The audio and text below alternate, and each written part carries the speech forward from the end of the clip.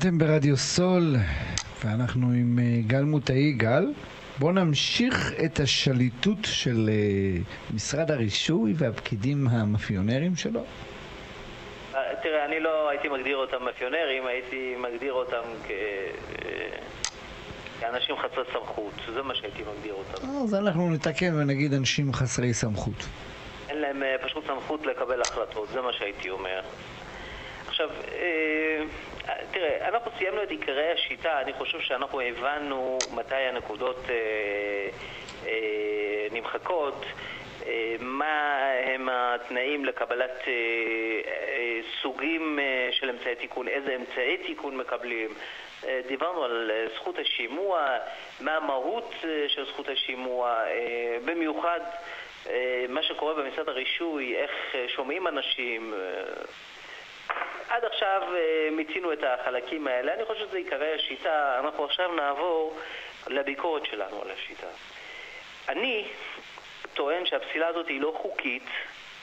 שים לב שוקי, אני אומר, רשות הרישוי פוסלת אנשים באופן לא חוקי. השיטה לא חוקית, לא חוקתית, היא מנוגדת לשיטת המשפט הישראלית שאוסרת על ענישה כפולה בגין אותו המעשה, ובנוסף פוגעת בזכויות האדם בצורה קשה ביותר. עכשיו, פה מכאן אנחנו נכנסים לעניין של הגדרות. האם, אני אשאל אותך שאלה, אתה אדם סביר, שוקי, אתה איתי? כן, איתך.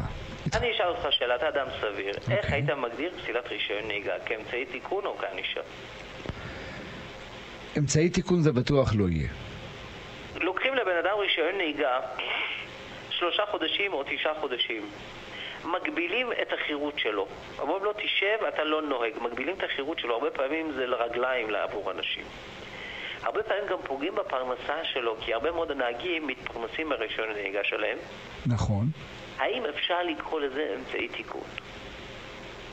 אני לא יודע.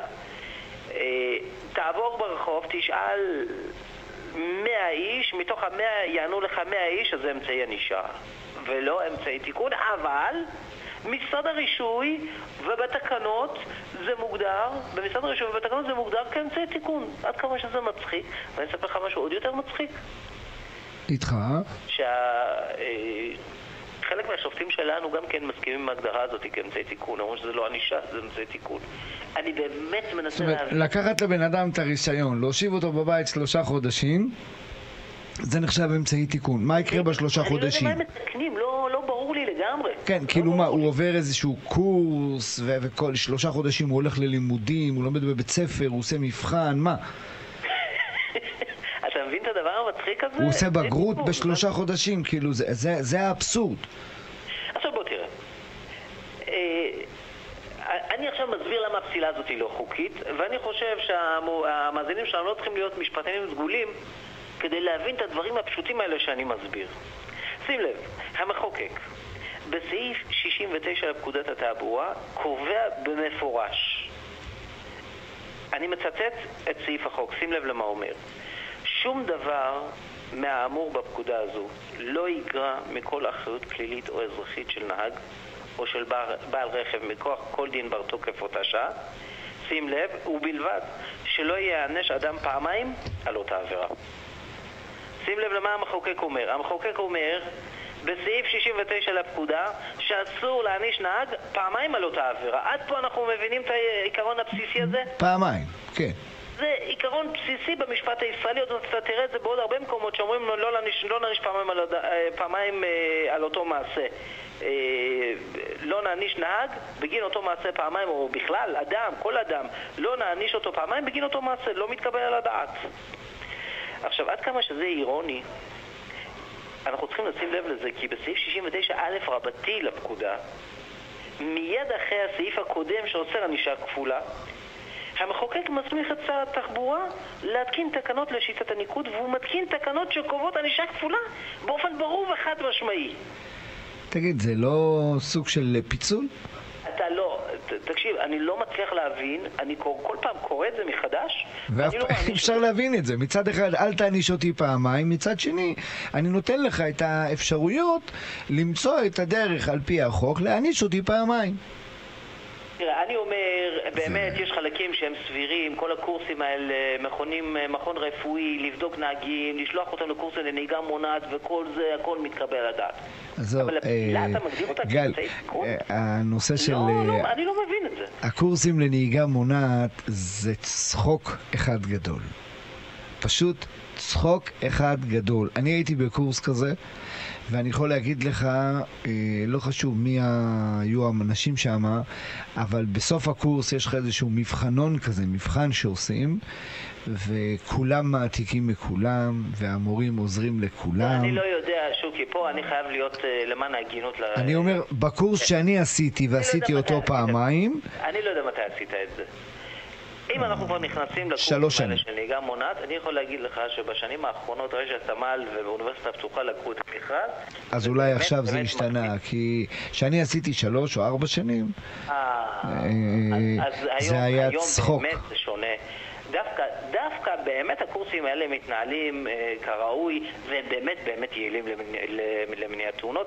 אין לי טענות, ולמען גילוי נאות אני גם מרצה בקורסים האלה.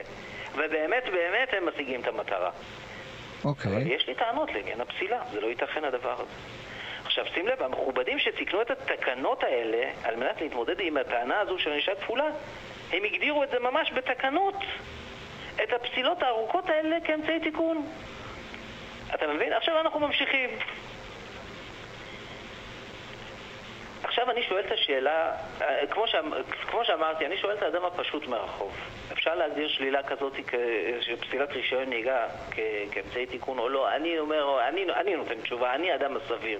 אני רואה בעצמי כאדם סביר. אני אומר, חד משמעית זה לא ייתכן הדבר הזה. זה לא אמצעי תיקון, זו ענישה. עכשיו, אני ממשיך לעניין החקיקה בכל הקשור בנושא הענישה הכפולה. על מנת להעביר, המחוקק, על מנת להעביר כמה הוא רגיש לנושא הענישה הכפולה, בסעיף 186 לחוק סדר דין הפלילי, הוא מזהיר את בתי המשפט שלא להעניש אדם בשל אותו מעשה יותר מפעם אחת. אתה מבין אותי, שוקי? לא, כאילו, קשה להכיל את זה, כי מצד אחד אסור להעניש פעמיים, אבל כל החוקים אומרים, בוא נעניש אותנו פעמיים. לא, תשים לב, המחוקק באופן מפורש מזהיר את בתי המשפט, אומר, תעשו מה שאתם רוצים, תרשיעו בן אדם לפי שיקול הדעת שלכם.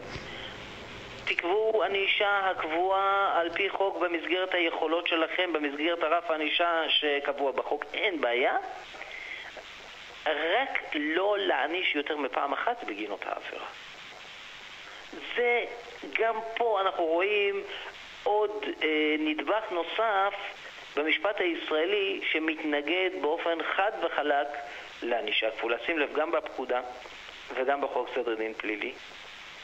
עכשיו שים לב, זה לא מסתיים בזה. גם בתי המשפט בפסיקות שלהם הם אומרים באופן חד משמעי שאנחנו לא נעניש נהג יותר מפעם אחת, או בכלל אדם בשל אותו מעשה. שים לב, ברשות ערעור פלילית 4107/02 אסד נגד מדינת ישראל, בית המשפט אומר במפורש, האיסור על ענישה כפולה בגין אותו המעשה אינו אבן יסוד של המשפט הישראלי. עכשיו, אני בא ואני אומר, איך זה ייתכן? אין תשובות, כמובן שאין תשובות, כי אני אסביר לך איך אני מסכם את הסיפור הזה. השיטה הזאת, אני טוען שהשיטה הזאת נוגדת באופן מפורש גם את חוק יסוד כבוד האדם וחירותו, ואני אומר שרק בישראל אפשר להגדיר את דמותו של אדם כקוף על מנת לרמוס את זכויותיו כאדם. בעצם באים ואומרים, זה לא ענישה, זה אמצעי תיקון, וככה אנחנו לוקחים לך את החירות. האם זה יכול להיות? האם זה ייתכן? לא. ממש. זה ייתכן בישראל כן, אבל במקום נורמלי וסביר, אני לא חושב שדברים כאלה צריכים להיות. תשמע גל, בוא נעשה אתנחתה קצרה, שעה 3, אנחנו התחלנו את התוכנית ב2, בוא נשמע את שינגל תחנה, נצא לפרסומות, נחזור עם פינת המומחים, ואז נשמע את דני ליטני שר לנו ציף ציף מעל הרציף, ונמשיך. אוקיי. אתם מאזינים לרדיו סול, רדיו סול, co.il.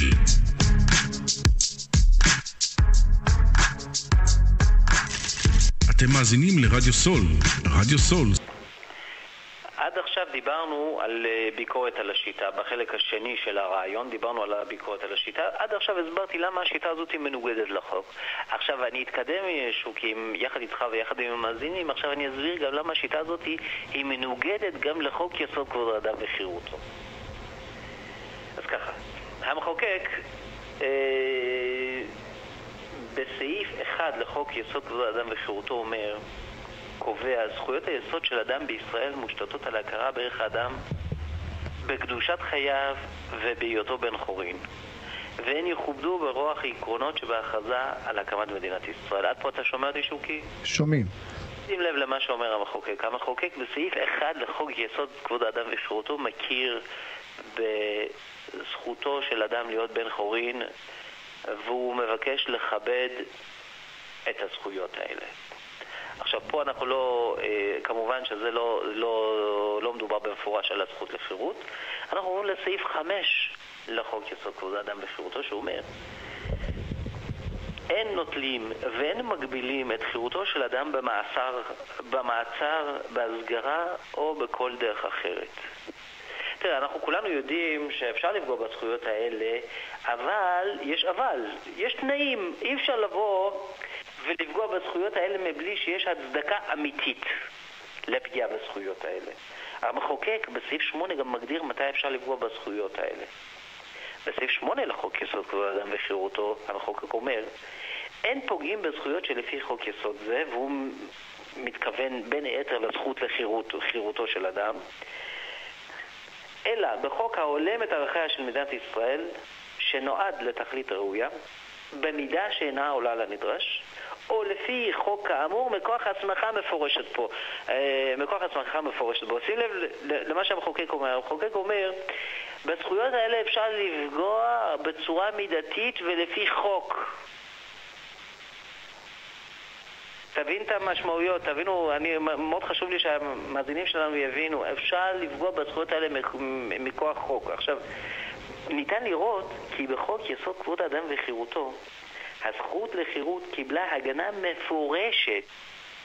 וכאן המקום להעביר, מאוד חשוב לי שהמאזינים שלנו יבינו. שוקי, אתה איתי? אתה שומע אותי? אני איתך, אני פשוט המום. שים לב למה שהמחוקק אומר. המחוקק הגנה מפורשת בחוק יסוד כבוד האדם וחירותו לזכות לחירות. כאן המקום להעביר כי לא כל הזכויות קיבלו הגנה מפורשת של חוק יסוד כבוד האדם וחירותו. למשל, אני אתן לך דוגמה, הזכות לחופש הביטוי לא מופיע בחוק יסוד כבוד האדם וחירותו. הזכות להליך הוגן לא מופיע בחוק יסוד כבוד האדם וחירותו.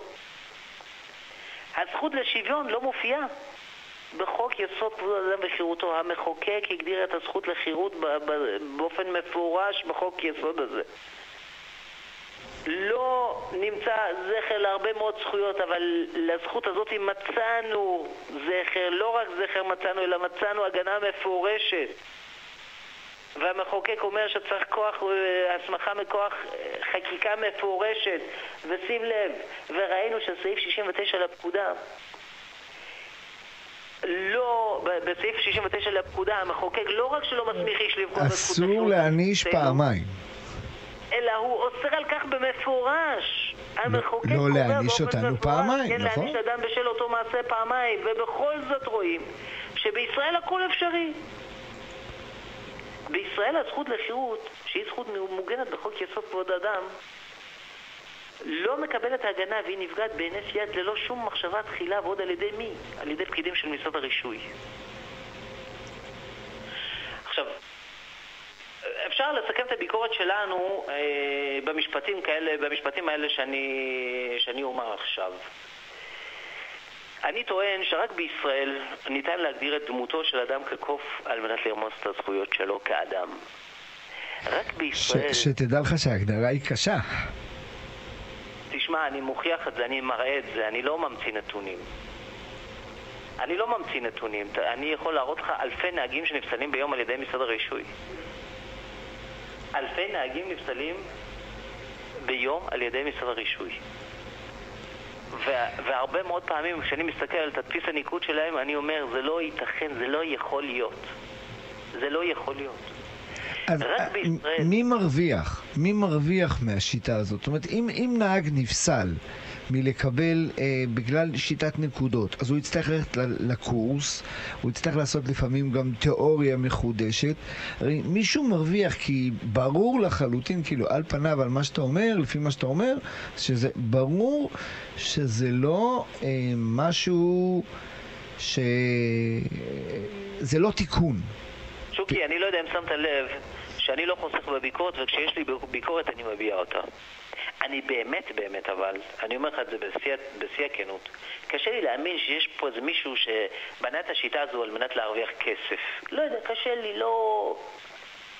אני מדבר על זכויות האדם כאדם. אני אומר, איך אפשר לשלול זכויות של אדם כאדם? אני מדבר על פגיעה בפרנסה של אנשים, והרבה פעמים גם זכות לקניין נפגעת. הזכות לקניין היא נפגעת. קשה לי להאמין שמישהו עשה איזושהי קונספירציה על מנת לחוקק איזה חוק או איזושהי תקנה, להתקין איזושהי תקנה כדי להרוויח כסף. באמת לא יודע, לא רוצה לענות על זה. אבל עוד הפעם, מישהו באמת, אני לא יודע אם זה, אבל זה, תשמע, זה כסף שהולך לקופת המדינה, נכון? כן. זאת אומרת שזה כסף שכן נכנס למדינה באורך ישיר, ואם אני הולך ועושה קורס של 150 עד 180 שקל, אז... 218. יפה, וכמה כאלה יש לנו בחודש? מדובר באלפים. אלפים, זאת אומרת אם אני עושה 218 באלפים, זה הרבה מאוד כסף שנכנס לקופת המדינה. ואז עכשיו נשאלת השאלה, אני חושב שאנשים צריכים להגיד, רק רגע, זה באמת מוכיח את עצמו, או שזה עוד נקודה לעשות כסף? כרגע נכון לעכשיו... אני אומר, הלוואי, וזה היה רק הקורסים האלה, אז אני באמת חושב, עוד פעם, אני לא חוסך בביקורת. באמת אני חושב שהקורסים האלה הם קורסים טובים, לא כי אני מרצה שמה, בגלל שאני מבין את המבנה של הקורסים האלה ומה המטרה שמה. באמת הקורסים האלה הם קורסים טובים. בשנים האחרונות, במיוחד בשנתיים-שלוש האחרונות, באמת שיפרו והקורסים האלה הם קורסים טובים, ואני יודע שהרבה מאוד נהגים מגיעים לשם עם אנטי, והרבה מאוד פעמים אני יודע גם שהם יוצאים מרוצים כי הם למדו והם הבינו הרבה מאוד דברים. כן, אבל בשביל זה אני לא צריך לבוא לעשות תיקון. המטרה של הקורסים האלה זה מניעה. אין משהו... אני לא חושב על משהו יותר טוב. הלו? אנחנו איתך. אני לא חושב על משהו יותר טוב מזה.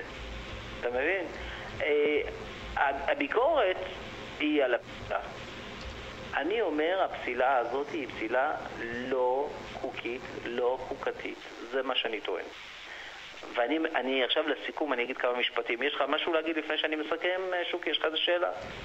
עדיין, תכף אני עובר לצ'אט, ואז אנחנו נשאל, כי התגובות בצ'אט הן לא בדיוק, הייתי אומר, מחמיאות. כן. למעשה, מה שאני הצגתי כל הזמן, זה את אותם דעות של האנשים, שעכשיו אתה אמרת שהחליפו את הנושא של הבית ספר, ואז באופן טבעי, כמו שרשמו לי פה, כן, כאילו זה מקום לעשות כסף, זה סתם קשקוש ללכת וללמוד כי אתה תכלס מעתיק. עוד פעם, זה מחזק רק את הדעה של כל המאזינים. נשאלת שאלה פה באמת, נהג שהגיע למספר נקודות, והאם מודיעים לו, האם הוא מקבל הודעה ממשרד הרישוי שהוא צבר 10 נקודות או 8 נקודות, הוא מקבל איזושהי התראה? שאלת שאלה יפה. אני מקבל היום תדפיסי ניקוד של נהגים שצברו נקודות מ-2003. עכשיו, משרד הרישוי טוען שהוא שלח להם הודעה הביתה. משרד הרישוי טוען ויש להם קבלות שהן קבלות דואר כאלה ששלחו לאנשים האלה התראות הביתה. עכשיו, יש חזקה בחוק שאם נשלח דבר דואר מטעם משרד הרישוי לנהג הביתה, תוך 15 יום, קיבל, לא קיבל, זה יתקבל. למרות שהוא לא קיבל. אפילו אם הוא לא קיבל, יש חזקה. אלא אם כן אותו נהג בא ואומר, מטעמים שלא תלויים בו, הוא לא קיבל אותה והוא באמת יכול להוכיח. אם הוא לא יכול לעשות את זה, הוא קיבל. אז למעשה, אותו עניין של חזקה אומרת שגם אם עברת כתובת, אז חובה עליך אתה לדווח למשרד הרישוי. נכון, עברת כתובת, חייב להתקן משרד הרישוי, על מנת שמשרד הרישוי יכול להעביר לך רישיון נהיגה. אז הנה שואלים שאלה, מה קורה אם בן אדם לא הספיק לדווח על כתובת? אתה יודע, אנחנו ביום-יום עסוקים ביום-יום, והוא שכח בתום לב להתקן כתובת. כמה זמן? אמצעי תיקון האלה אפשר לעשות אותם למשך הרבה זמן. כמה זמן? שכחתי חודש, חודשיים, חצי שנה. אין בעיה, אז אחרי חצי שנה תעשה את הקורס הזה. אין שום בעיה. אבל אני יכול להגיד לך שיש נהגים משנת 2003, שיש להם נקודות משנת 2003, והנהגים האלה המשיכו לצבור נקודות כי לא עשו את הקורסים, והגיעו לרף של 36 נקודות. זאת אומרת, זה מכפיל את עצמו. נקודות, הרישיון הולך 3 חודשים. אתה מבין? משרד הרישוי אמור לשלוח. משרד הרישוי אמור לשלוח. זה שיש פאקים כמו בכל רשות מנהלית אחרת ששייכת למדינה, יש גם במשרד הרישוי. אבל אי אפשר מפה להסיק לגבי הפסילה. הפסילה תהיה בכל מקרה, כמו שאני רואה את הדברים נכון לעכשיו. אנחנו מתכננים איזושהי עתירה, אנחנו חושבים על איזושהי עתירה. אבל גם נהגים הרבה מאוד פעמים אין להם כוח, הם עייפים ומותשים. הרבה מאוד נהגים עייפים ומותשים. ואין להם כוח, הם מעדיפים להיפסל 3 חודשים ולא להתמודד עם הרשות. בואו נעשה עצירה קטנה לפני שאנחנו מגיעים לנושא של הסיכום של השיטה בעד ונגד. נכון לעכשיו זה יותר נראה שיש יותר נגד מאשר בעד בשיטה. תכניס אותי לתוך אלה שהם נגד השיטה הזאת. אז זהו, שאני לא הצלחתי למצוא, תראה, אני מאוד אהבתי את הנושא של הקורס עצמו שאתה הולך ולומד, במיוחד שזה מה שנקרא תפס תאוצה, אבל אני עדיין לא חושב לרענן את הקורס צריך לבוא בצורה של ענישה לאנשים, כי אני חושב שאם תיקח היום נהגים שנוהגים 20 ו-30 שנה ו-40 שנה על הכביש ותשלח אותם לתיאוריה או תשלח אותם לטסט, 80-90% מהם נכשלים. אז אני לא יודע כמה זה שיטה נכונה, כל השיטה של הנקודות. אני מסכם את השיטה הזאת אחרי שחבטנו בה מכל הכיוונים וביקרנו אותם. אז אומר כך, רק בישראל מיליוני נהגים נענשים בענישה כפולה ומקופלת באופן המנוגד לכללי הצדק הטבעיים, ללא זכות להביע את טענותיהם בפני הגורמים המוסמכים, וכל זאת אף בניגוד לחוק. נהגים בישראל מקבלים דוחות על עבירות תנועה, משלמים קנסות, בגינם מקבלים פסילות אף לעתים לתקופות ארוכות על ידי בתי משפט וקציני משטרה. ושוב, בגין אותן העבירות צוברים נקודות, מוזמנים לקורסים על ידי משרד הרישוי, ועוד מקבלים פסילות לתקופות ארוכות בגין אותם מעשים. וכמו שאמרתי, הכל בישראל עובד, וגם השיטה הזאת היא עובדת. בזה אני מסכם ואני אומר למאזינים המשך יום נעים.